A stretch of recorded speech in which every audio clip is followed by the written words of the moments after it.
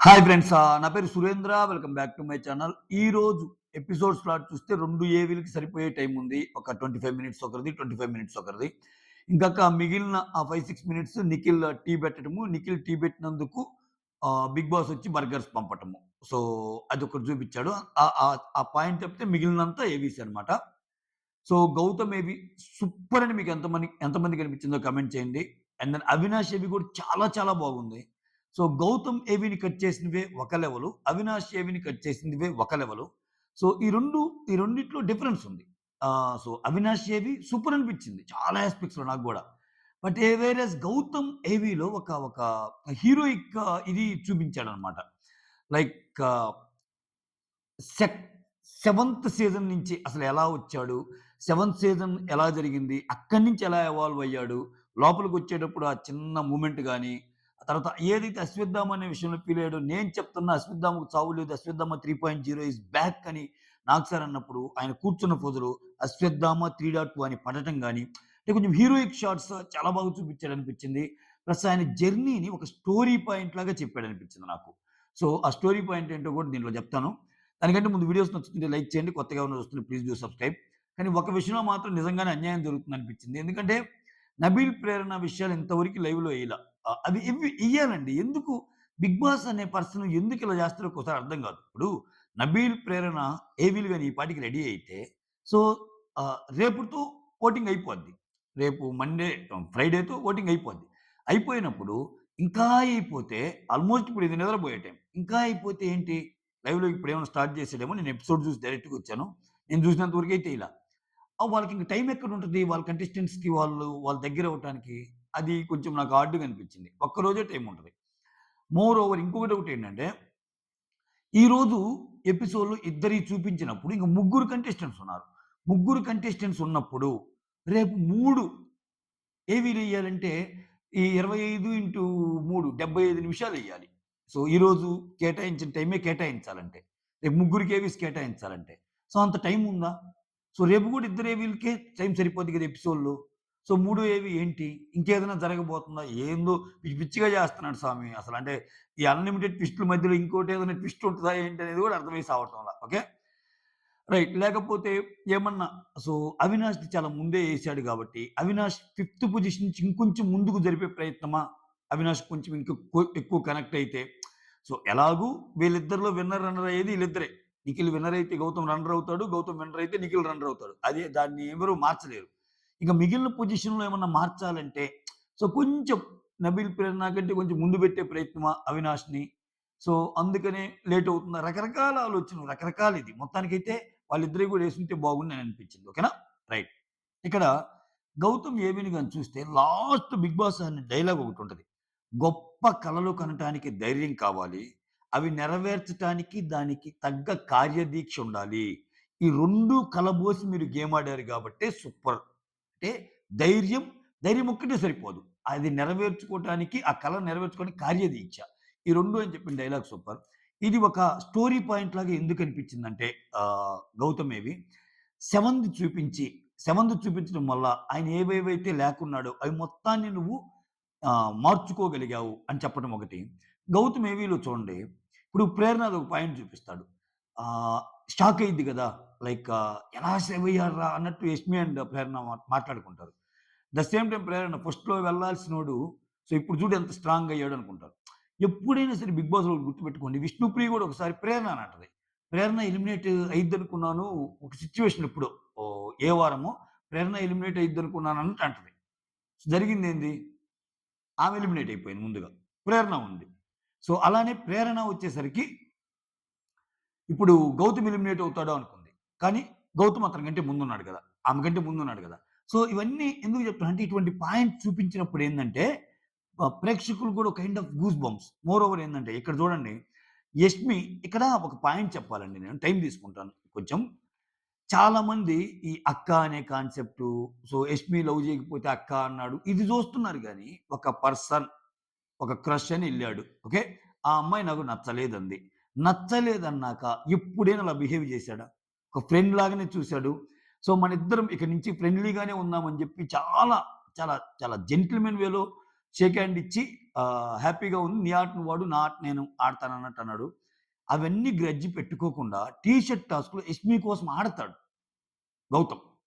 So, ఎక్కడే గాని అటువంటి క్యారీ చేయల గౌతమ్ అనే ఈ పర్సన్.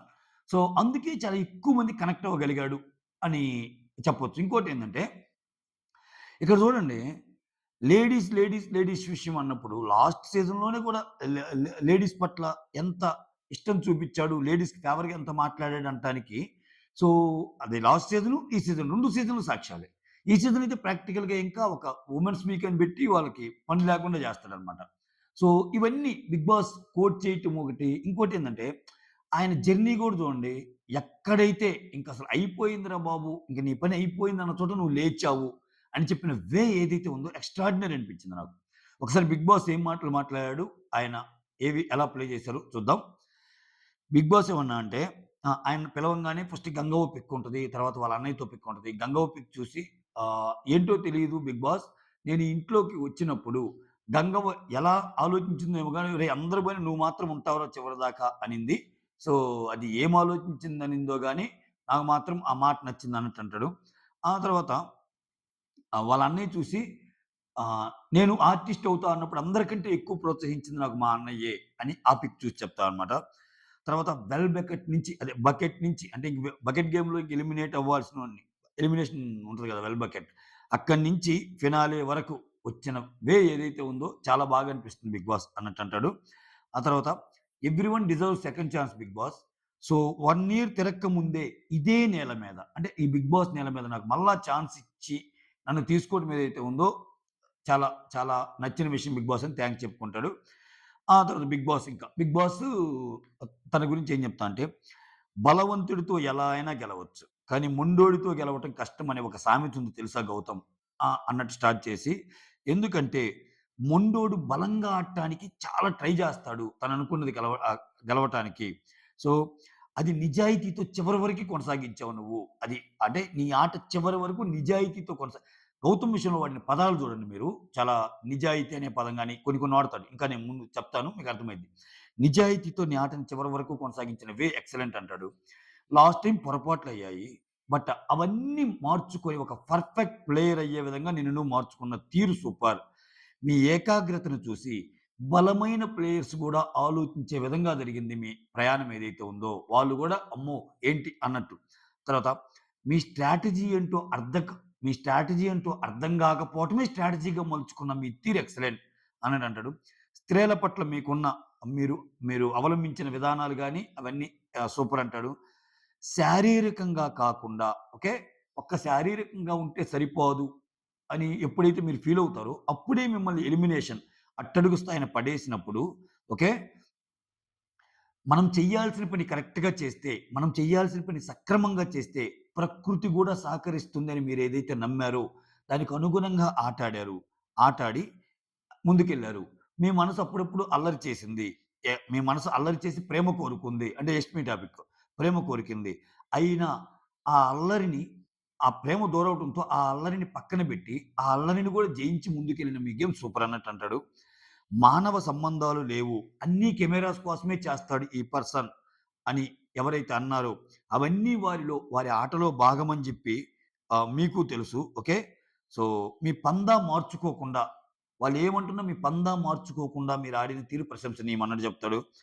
గొప్ప కలలు కనటానికి ధైర్యం కావాలి. అవి ఆచరించటానికి కార్యదీక్ష కావాలి. ఈ 2 మీకున్నాయి అన్నట్టు అంటాడు. ఓకేనా? తర్వాత ప్లే చేస్తాడు. సీజన్ 7 నుంచి రోహిణితో "ఏరా నీకు అంతకంటే మంచి అమ్మాయి వస్తుందని" శివాజీ గారు అంటము. తర్వాత ఇతను ఏదైతే క్రష్ అని అంటాడో అది చూపియటము. ఆ తర్వాత రెడ్ టీమ్‌లో నేను మిమ్మల్ని ఇద్దరిని తీయను. సో, మిమ్మల్ని ఇద్దరిని తీయటం నా మోటో గాదు. నేను గౌతమ్‌ని తీయాలనుకుంటున్నానని చెప్తాడు గదా! యష్మితో నిఖిల్ జెప్తాడు గదా! రెడ్ టీమ్‌లో ఒకరిని తీయాలన్నప్పుడు అది చూపియటము. ప్రేరణ వచ్చి ఏంట్రా బాబు ఇంకా ఎళ్ళలేదు. అసలు ఎలిమినేట్ అవ్వటం లేదని ఆ ప్రేరణ 2 సార్లు అనుకోవటము. ఇవన్నీ చూపిస్తారన్నమాట జర్నీ. కాపోతే ఇక్కడ చూడండి మీరు ఆ జర్నీ చూపిచ్చేటప్పుడు సో, 7 నుంచి ఎలా ఎవాల్వ్ అయ్యాడు అనేది చూపిస్తాడు. ఫస్ట్ ఇతనేసిన ఆ క్రష్ యాక్టివిటీస్ అయన్నీ చూసాక, తను నో చెప్పాక, నన్నెందుకు బకరాన్ చేయాలనుకున్నావు అని చెప్పాక, సో, అది ఇది వర్కౌట్ కాదని తెలిసాక ఆయన మళ్ళా గేమ్‌లోకి దిగిన ఆట చూపిస్తాడు. తర్వాత వైల్డ్ కార్డ్స్‌తో ఆట గాని, అతని అశ్వత్థామ అన్న పాయింట్స్ గాని అవన్నీ చూపిస్తాడు. ఒకానొక పాయింట్‌లో ఆయన డౌన్ అయిపోయాక హరితేజ దగ్గరికి తీసుకుంటది చూసారా? దగ్గరికి తీసుకొని కొంచెం ధైర్యం చెప్తది చూసారా? అక్కడి నుంచి ఇదే కదా! ఇదే కదా! అక్కడి నుంచి మారి ఎవాల్వ్ అయ్యి ఆయన గేమ్ ప్లేని చూపిస్తారన్నమాట. అంటే కంప్లీట్‌గా అంటే సీజన్ 7లో ఏవైతే మిస్ అయ్యాడో అవి మళ్ళా సీజన్ 8కొచ్చాక వాటిని మార్చుకుంటా ప్లస్ అందరిలో కలిసిపోదాము అని ఇనీషియల్‌గా అనుకున్నా, అనుకోకపోయినా కొన్ని కొన్ని ఆయన చేసిన తప్పుల్ని సరిదిద్దుకుంటా, చివరిదాకా పడినప్పుడు మళ్ళా ఎవాల్వ్ అయ్యాడు అనేది మొత్తం గాని చూస్తే ఒక స్టోరీ పాయింట్‌లాగా అనిపిస్తదనమాట మీకు. సో, అక్కడ చాలా బాగా కట్ చేసాడేమో ఏవి అనిపించింది. సూపర్ అనిపించింది అంతే. అది 'గౌతమ్ ఏవి.' తర్వాత 'అవినాష్ ఏవి.' 'అవినాష్ ఏవి' కూడా సూపర్ అనిపించిందబ్బా నాకు. ఎక్సలెంట్‌గా ఉంది నిజంగా. ఎందుకంటే ఇక్కడ చూడండి 'అవినాష్' గురించి ఏం చెప్తా అంటే ఆహ్, రాంగానే అవినాష్ కూడా ఇట్లానే ఫోటోస్ అన్నీ చూస్తాడు. వాళ్ళ వైఫ్‌తో ఉన్న ఫోటో, ఆయన ఆడవేషంతో ఉన్న ఫోటో, తర్వాత రోహిణి తేజాలతో ఉన్న ఫోటో ఇవన్నీ. సో, అవినాష్ గురించి ఏం చెప్తా అంటే 'బిగ్ బాసు' తెలియని సముద్రం భయాన్ని పెంచుతుంది. బట్ తెలిసిన సముద్రం అంచనాలను పెంచుతుంది. నువ్వు ఆ అంచనాల్ని పెంచుకుంటా పోయటంలో ఖచ్చితంగా నువ్వు సక్సెస్ అయ్యావు. ఆ అంచనాలు నువ్వు ఈదగలవని నిరూపించావు అన్నట్టు అంటాడు. తర్వాత మీరు చుట్టూ ఉంటే ఆ! మీరు చుట్టూ ఉండే ఉష్ణోగ్రతను గూడా కొంచెం తగ్గిస్తారు. అంటే మీ ప్రెజెన్స్ ఉంటే చుట్టూ ఉండే ఉష్ణోగ్రత అంటే టెంపరేచర్ గూడా కొంత కొంత తగ్గుతా ఉంటది. ఓకే. ఎన్ని డిగ్రీస్ ఉన్నా మీ చుట్టూ ఉన్న ఉష్ణోగ్రత గూడా కొన్ని డిగ్రీస్ తగ్గుతుందని చెప్పి, ఎన్ని డిగ్రీస్ ఉన్నా ఇట్లా ఈ ఉష్ణోగ్రత డిగ్రీస్‌ని తగ్గించగలరా? అంటే నువ్వొక ఎంబీబీఎస్ గావచ్చు, లేపోతే నువ్వొక గ్రాడ్యుయేట్ గావచ్చు, నువ్వొక పోస్ట్ గ్రాడ్యుయేట్ గావచ్చు, నువ్వొక స్కాలర్ కావచ్చు, ఏదైనా గావచ్చు. నువ్వొక రీసెర్చ్ అండ్ సైంటిస్ట్ గావచ్చు. ఎట్లున్నా సో, ఇది మీ వల్లే సాధ్యమయ్యే పని గదా! ఎన్ని డిగ్రీలున్నా అంటే అక్కడ ఈ డిగ్రీలనమాట. సో, అది అర్థం కావటానికి జెప్పా. అంటే ఇది బిగ్ బాస్ చెప్పలే. ఇది నేను జెప్పా. ఓకేనా? కాపోతే డిగ్రీస్ అనే మాట అంటాడు. ఎన్ని డిగ్రీస్ ఉన్నా అది సాధ్యం గాదు. ఆ నవ్వించడం అనేది. చెప్తా. ఆ తర్వాత ఇక్కడికి మీరు కొంతమంది స్నేహితులున్నారు. కొంతమంది స్నేహితులున్న అందరిని ఆప్తుల్లాగానే మీరు భావించారు. ఓకే. నీ రింగుల జుట్టు త్యాగం జేశావు. మీ వైఫ్‌కి ఇష్టమైన రింగుల జుట్టుని. కొందరు మిమ్మల్ని జస్ట్ కమేడియన్ అన్నా, ఓకే. వాళ్ళకి ధీటుగా సమాధానం చెప్పావు. గేమ్స్‌లో పృథ్వీకి చెప్తాడు గదా! ఆహ్, కొన్ని గేమ్స్ అంటే కమేడియన్ అన్నా గాని నేను గేమ్స్ బాగా ఆడతాను అని ప్రూవ్ జేస్తాడు గదా! కామెడీ ఒక్కటి కాదు. అన్నీ చేయగలడు. నిన్ను జస్ట్ నేనొక కమెడియన్‌గానే అనుకునే వాళ్ళకి, నువ్వు జస్ట్ కమెడియన్‌వే కాదు, అన్నీ కంప్లీట్ చేయగలిగి, అన్నీ చేయగలిగే ఒక కంప్లీట్ ఎంటర్‌టైనర్ నువ్వు అన్నట్టు చెప్తాడు. ఈ ప్రపంచంలో అన్ని అనారోగ్యాల నుంచి ఉపశమనం కలిగించే దివ్య ఔషధం ఏదన్నా ఉంది అంటే, అది నవ్వు మాత్రమే. సో, ఆ నవ్వుని ఇంతమందికి పంచుతున్న మీరు ఐశ్వర్యవంతులు. అంటే చాలా అంటే అంతకంటే ఏం గావాలి ఇంకా చాలా ఐశ్వర్యవంతులు అన్నట్టు చెప్తాడనమాట. సో, ఇదంతా అయిపోయాక చాలా ఎమోషనల్ అవుతాడు. సో, నాకు మాటలు రావటం లేదు బిగ్ బాస్. నేను లాస్ట్ టైమ్ గూడా వచ్చినప్పుడు ఇదే అన్నాను. నేను గెలుస్తాను లాస్ట్ టైమ్ వచ్చినప్పుడు ఏమన్నా అంటే కమెడియన్స్ కప్పు కొట్టలేరా? ఓన్లీ కమెడియన్స్ గానే మిగులుతారా? అన్న సెన్స్‌లో చెప్తాడనమాట. దాంట్లో భాగంగానే నేను గెలుస్తానో, గెలవనో తెలీదు. కొంచెం డౌట్ అయితే ఉంది. అది ఆయనకి తెలుసు. గెలుస్తానో, గెలవనో తెలీదు. సో, బట్ ఒక మనిషిగా మాత్రం గెలిచాను. కప్పు గెలుస్తానో, గెలవనో తెలీదంట. ఇక్కడేమంటాడంటే దానికి ఆ గెలవకపోవటానికి కారణం ఏం చెప్తా అంటే, నాకు గొడవలు పడటం రాదు. గొడవలు పడటం రానందువల్ల నాకు కప్ మిస్ అవుతున్నాను అన్నట్టు అంటాడు. నాకిక్కడేమనిపించిందంటే, ఒక్క గొడవలు పడితేనే కాదండి. నీవున్న పాయింట్ ఆఫ్ వ్యూని గట్టిగా చెప్పగలిగినా గాని మెచ్చుకుంటారు. అన్ని సీజన్స్‌లో అందరూ ఏం గొడవలు పడలేదుగా విన్నర్స్ అందరూ. సో కాపోతే ఇట్లా ఇప్పుడు అవినాష్ థాట్ ప్రాసెస్ ఏందంటే మమ్మల్ని కామెడీగానే చూస్తారు. అంటే ప్రాబబ్లీ ఆయన మీనింగ్ ఏందంటే ఆయన గొడవ పడినా గాని, కమెడియన్స్ గొడవ పడినా గాని కామెడీగానే చూస్తారనేది కూడా ఆయన పర్సెప్షన్ కావచ్చు. ఒకసారి అంటాడు. సో మీరు గట్టిగా అరిస్తే ఓకే. మేము అరిస్తే అరే! ఇంతకు ముందే కామెడీ చేసారు. ఇప్పుడు గొడవ పడుతున్నా అంటే వామ్మో! ఇది ఒరిజినల్ యాంగిల్ ఏమో అని అంటారు. అంటే కమెడియన్స్ కోప్పడకూడదు అంటారు కదా! అట్లా. బట్ యాక్చువల్‌గా కూడా నాది గొడవ పడే నేచర్ కాదన్నట్టు చెప్తా అనమాట. సీజన్ 4 నుంచి కమెడియన్‌గానే చూస్తానన్నారు. ఎందుకు కమెడియన్ గెలవకూడదు అని ఉంది. అంటే ఛాన్స్ ఉంటే గెలిపించండి అన్నట్టు ఆయన గూడా రిక్వెస్ట్ పెట్టుకుంటాడు. అది. ఆ తర్వాత ఆహ్, నిఖిల్ బర్గర్ పంపిస్తాడు. టీ టీ ఎవరు బాగా చేస్తారు? టీ చేస్తారంటే నిఖిల్ చేస్తాడంటే, నాకు టీ వచ్చని గౌతమ్ అంటాడు. నాకు గూడా టీ వచ్చని నబీల్ అంటాడు. సరే ముగ్గురికొచ్చినా నిఖిల్‌ని పెట్టు అని చెప్పి అక్కడ అవినాష్ చెప్తాడు. 3 కప్స్‌లో టీ పంపిస్తాడు. ఆ టీ టేస్ట్‌కి మెచ్చి బర్గర్స్ పంపిస్తాడు. ఇదేం లేదు ఒక్కోరు ఒక్కో టాస్క్ అట్టుంది. నిన్న బజ్జీలు పంపారు. ఈరోజు టీ. రేపు ఇంకోటి చేస్తే నిన్న పిజ్జాలు, ఈరోజు బర్గర్‌లు, రేపు ఇంకోటి సబ్‌వేనో ఇంకోటేదో పంపిస్తారు. ఆ తర్వాత ఏదో బిర్యానీ, రాయలసీమ బిర్యానీయో ఇంకోటేదో పంపిస్తారేమో అట్లా. ఆ! మన ఉంటది కదా! మెనూ ఉంటది కదా! మెనూలో ఒక్కో రోజు ఒక్కోటి పంపించినట్టు. సో, ఇది ఓవరాల్‌గా జరిగింది. బట్ చాలా హ్యాపీగా ఫీల్ అవుతాడు. కొంచెం ఎమోషనల్‌గా కూడా ఫీల్ అవుతాడు.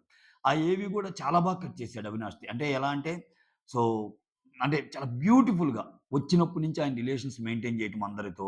అంటే ఆయన ఏది జస్ట్ జస్ట్ లైక్ దట్ అలా తెచ్చుకోలేదు. చాలా కష్టపడి తెచ్చుకున్నాడు ఏదైనా. సో, అవినాష్‌కి అంత ఈజీగా ఏం దక్కలేదు ఏదైనా అన్నట్టు చూపిస్తారనమాట. అన్ని గేమ్స్ ఆడతాడు గదా! ఆయన. సూపర్‌గా ఆడతాడు గదా! మోరోవర్ అవినాష్ వచ్చేసరికి నబీల్‌ని గుర్తు పెట్టుకోవడం చాలా బాగా నచ్చింది. ఏది ఈ ఎవిక్షన్ షీల్డ్ అనేది గాని లేకపోతే సో, నేనిక్కడి దాకా టికెట్ టు ఫినాల్ దాకా వచ్చి ఇంత కంటిన్యూ చేశానంటే నబీల్, థాంక్ యూ నబీల్ అని అవసరం వచ్చిన ప్రతిసారి నబీల్ పేరు చెప్తాడు. అది సూపర్బ్ అనిపించింది.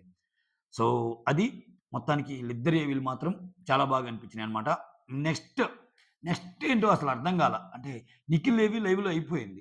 బట్ ఇక్కడ అట్‌లీస్ట్ నిఖిల్ ఏవి నిన్నటి నుంచి అలా తిప్పుతానే ఉంటారు. ఎవరి ఫ్యాన్స్ వాళ్ళు వాళ్ళ ఏవీస్ గురించి మాట్లాడుకుంటుంటారు.